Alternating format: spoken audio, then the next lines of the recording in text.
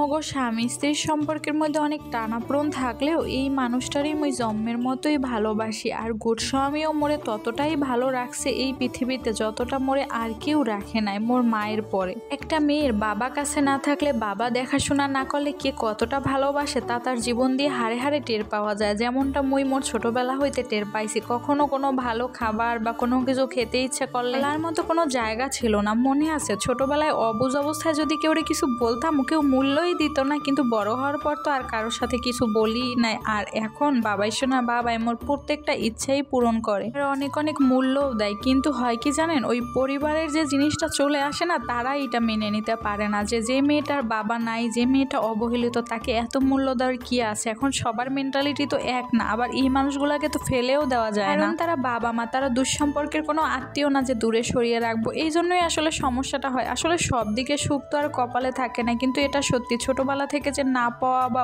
বঞ্চিত বা মূল্য না পাওয়ার যে জায়গাটা ছিল সেটা কিন্তু বাবা সোনার বাবা রাখে নাই। এখন পরিবারের এই মেন্টালিটির একান্তই বাইরে থাকি, তখন কিন্তু দুজনে বেশ ভালো থাকি। তখন দুজনের ভিতর কোনো ঝামেলা থাকে না, কোনো অভিযোগ থাকে না, কোনো অভিমানও থাকে না। সংসার জীবনে সত্যি কথা বলতে বাবা সোনার বাবাকে নিয়ে মোর কোনো বিন্দু পরিমাণও অভিযোগ নাই। কখনো কোনো কিছু বাজার করতে বললে সে একটা জায়গায় 3টাই আনছে, কম আনে নাই বা না এনেও থাকে নাই। বা কোথাও যেতে চাইলে, কোনো কিছু খেতে চাইলে কোনোদিনও সে না করে নাই বা ঘুরায় পাশায় অন্য কিছু বলে না। তার সাথে আজ পর্যন্ত মোর যতই বনিব না বা মন খারাপ অভিমান সবকিছুই নেই পারিবারিক কলহ নিয়ে, কারণ ঘরোয়া কিছু পলিটিক্স থাকে যেটা সবাই বোঝে না। আর এই এক পর্যায়ে পড়ছে বাবাই সোনার বাবাও। এটাও সত্যি, তাকে মুখ খুলে কথা বলতেও মুই দেখছি যে সে প্রতিবাদ করতেছে, সে কথা বলতেছে, কিন্তু সে প্রতিবাদ করলে না আরো বঞ্চিত হয়ে যায়। তার কথা কেউ পাত্তাই দেয় না, প্রয়োজনে তাকেও বাদ দিয়ে দেওয়া হয়। কিন্তু তার কথা শুনে বা সংসারের জন্য বা মোর জন্য কারো কোনো স্যাক্রিফাইস নাই। ওই নিজেও অনেক স্যাক্রিফাইস করে দেখছি, কিন্তু কারো না কোনো পরিবর্তন নাই, কারো ভিতরে কোনো কৃতজ্ঞতাও নাই। শেষমেশ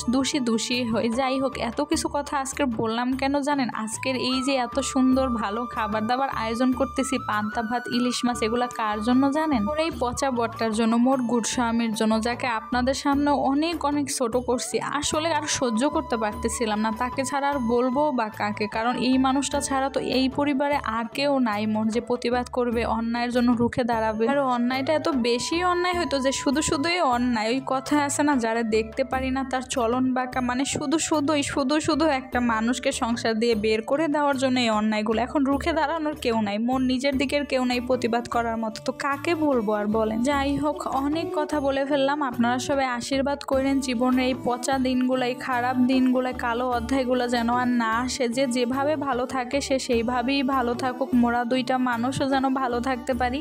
আর আজকের এই সব আয়োজন মোর গোস্বামীর জন্য। তার অনেক দিনের ইচ্ছা ছিল। মোরে না মাঝে মাঝে বলতো তোমারে নিয়ে ঢাকা যাই, সেই মাওয়া চলে এখানে যাই মন ভরে ইলিশ মাছ খাই আসমো। আসলে মগো সিলেটে ভালো ইলিশ মাছ পাওয়া যায় না, এই জন্য তেমন কেনাও হয় না। তাই আজকে মুই ঘরে যা যা আয়োজন করছি সবকিছুই তার পছন্দের। আর পান্তা ভাতটা মুই নিজেই করছিলাম যেহেতু গরমের দিন, আর সত্যিই কিন্তু মন ভরে খাইছে।